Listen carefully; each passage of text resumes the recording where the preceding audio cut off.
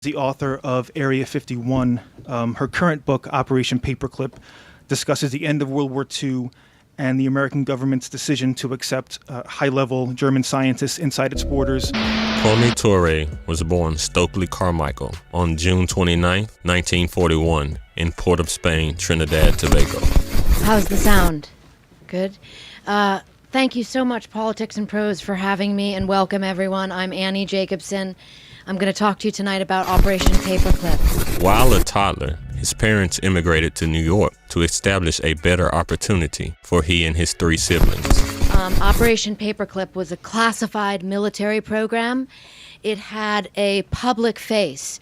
So the idea was that you couldn't very well have 1,600 Germans running around the United States. And he was raised by his grandmother until his parents sent for him in 1952. His mother, Mabel, was a stewardess, and his father, Adolphus, worked as a carpenter by day and a taxi driver by night. Various military facilities or ultimately in academic institutions, and not have an explanation why. And so 1954, with the German scientists came a propaganda campaign to call them good scientists. That may be the case. There were 1,600 of them. That may certainly be the case with some of them. And I've actually had people at every one of my book readings so far who had a father or an uncle that was part of Paperclip. At the age of 13, Stokely Carmichael became a naturalized American citizen, and his family moved to a predominantly Italian and Jewish neighborhood in the Bronx called Morris Park. At a young age, Carmichael presented his intellectual capabilities. After passing the admission test, he was accepted into the Bronx High School of Science, a school for gifted students. Popular amongst his classmates and an outstanding student, he received several scholarship offers from a variety of prestigious universities. And they were the Horton brothers. They designed this aircraft, the Horton All-Wing 5. And you can see it looks remarkably like the B-2 stealth bomber.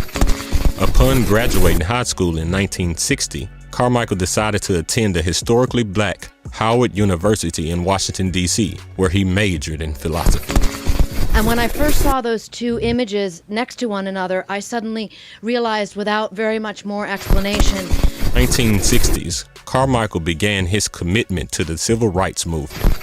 How much technology we in fact got from the Reich, and I wanted to know more. What I learned was that while the Horton brothers were overlooked for Paperclip, he joined the newly formed Student Nonviolent Coordinating Committee, known as SNCC.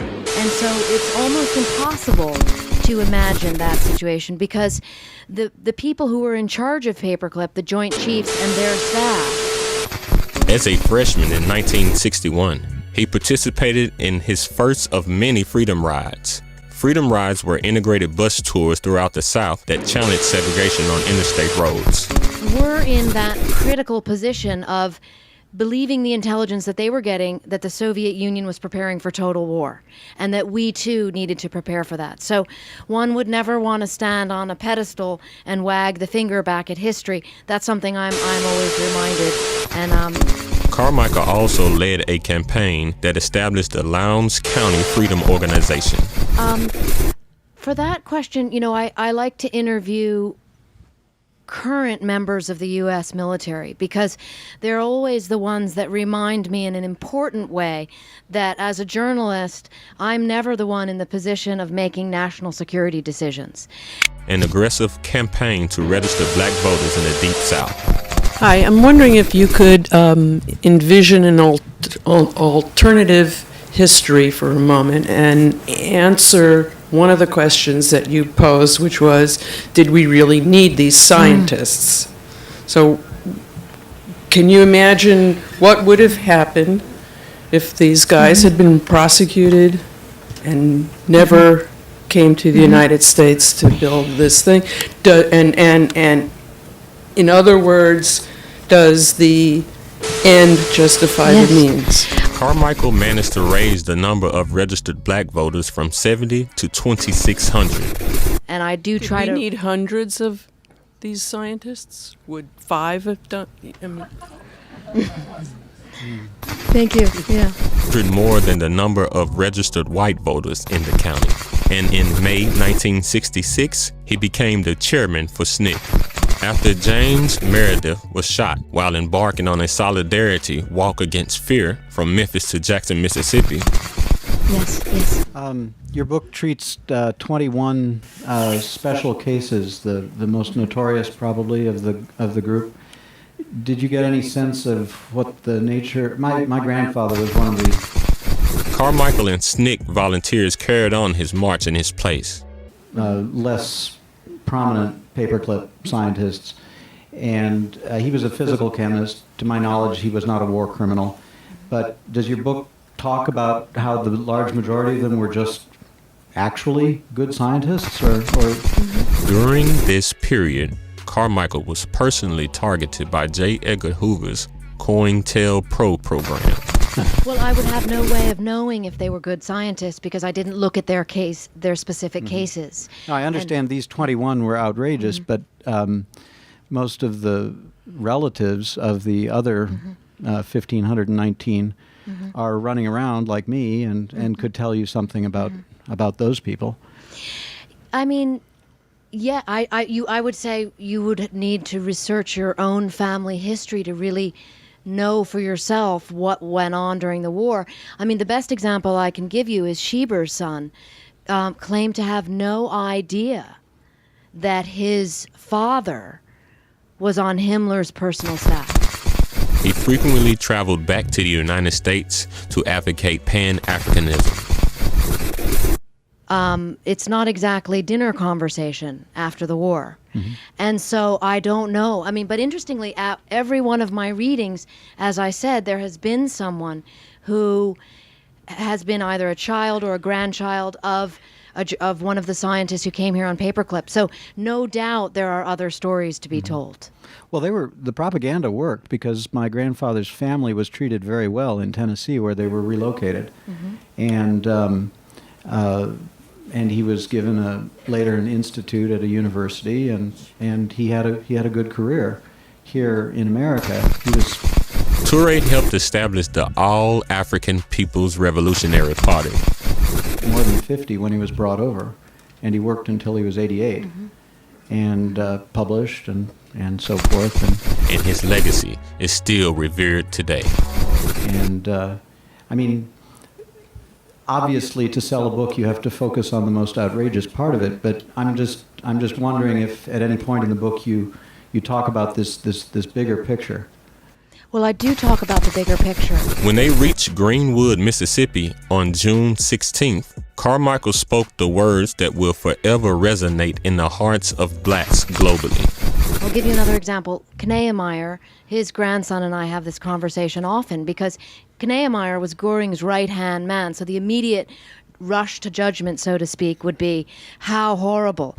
But what the grandson and I discuss is, Dirk is his name, and his position is, my grandfather was an engineer, and he's been called guilty by association. This program promoted slander and violence against black activists.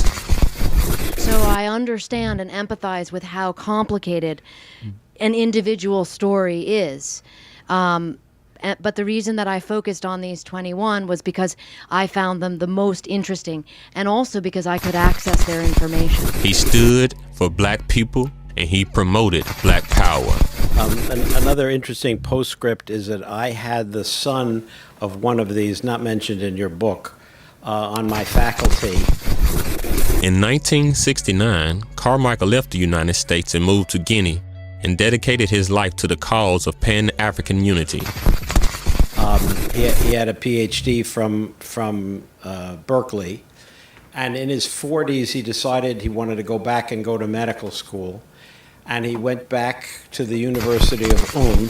Upon returning to the United States, he resigned as chairman of SNCC and became prime minister of the Black Panther Party. Which took him as an overseas German I found the whole thing. I told him I thought he was crazy at that point in his life to have done this. But you know, they considered him German. He clearly was on an American passport and had been educated here. Carmichael began traveling internationally, visiting revolutionary leaders in Cuba, North Vietnam, China, and Guinea. Anyone else? Yeah, I just wanted to share an observation also. You were giving the figures about denazification and what it came down to, and I certainly see the moral concerns involved. On the other hand, I've worked in Iraq, and in Iraq, with much less justification, I think, in many ways, as you probably know, they dismissed all of the civil servants who'd been Ba'ath Party members, even though that was basically a requirement, and it hugely, it was a great blow to the government. And they dismissed all of the army, and dismissing everyone with guns is even more questionable. So I don't know, I guess. Well, has our moral judgment gotten better, or is the answer somewhere in between? I think you're bringing up a great point, which is that always in war there are these issues. Six of liberation in America. And we saw it then, and we see it now.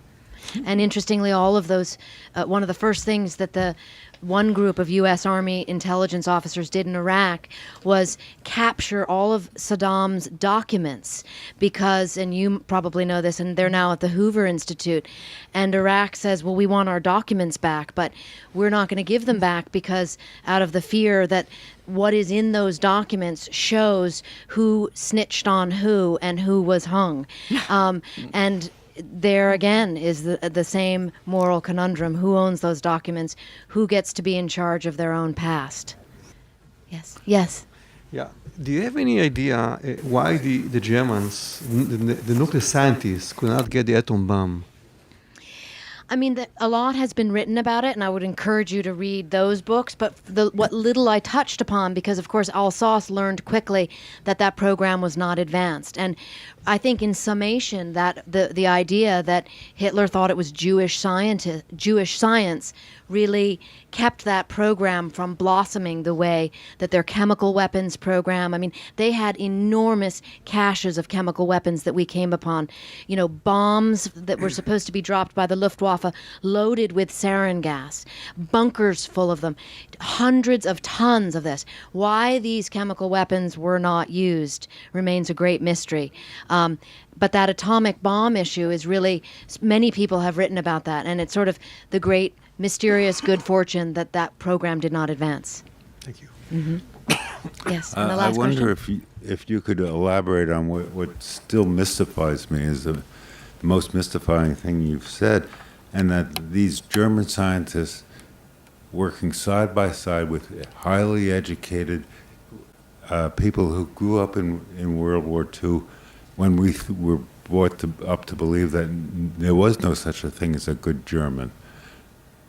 And yet they didn't suspect that these people who were... Carmichael changed his name to Kwame Ture to honor the president of Ghana and the president of Guinea.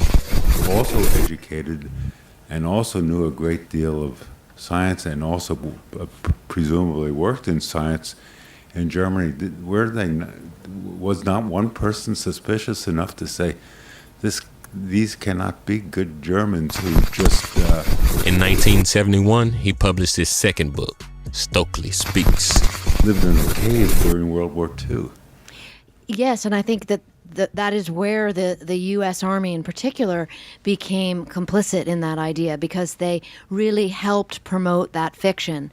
And I think that if there's one thing I really sought out to do, and I hope I did do with this book, is help reconcile the past in terms of the fiction versus the facts. Black Power Back to Pan-Africanism, a collection of his essays. Kwame Ture is remembered as one of the great revolutionaries of the 1960s. Yeah, thank you.